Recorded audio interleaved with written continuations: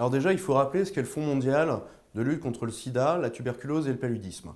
Contre ces trois maladies, ce fonds agit dans les différents pays qui sont touchés par ces épidémies pour offrir les moyens de réponse, que ce soit les médicaments, que ce soit des dispositifs par exemple comme les moustiquaires dans le cas du palu. Et en fait, s'il n'y avait pas eu l'action de ce fonds mondial, il y aurait eu des dizaines de millions de nouvelles contaminations en plus dans le cas du VIH et des millions de morts. Donc c'est vraiment un fonds qui a été extrêmement utile. C'est un fonds multilatéral, c'est-à-dire que les différents pays contribuent, pays d'ailleurs et fondations contribuent, et après c'est le Fonds mondial qui gère avec les différents pays ces programmes. La France a eu un rôle historique, notamment le président Chirac, dans la constitution du Fonds mondial. La France est le deuxième contributeur depuis la naissance du fonds après les États-Unis. Nous avons donc une responsabilité. Cette responsabilité, elle est double. C'est de maintenir notre niveau de financement et c'est aussi d'entraîner les autres pays.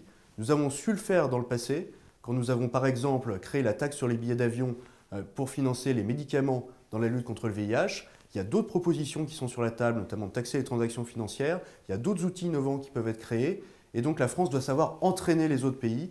Le président Emmanuel Macron a pris une grande décision en disant que ce serait la France qui accueillerait cette conférence. Quand on accueille, on a le devoir d'être exemplaire.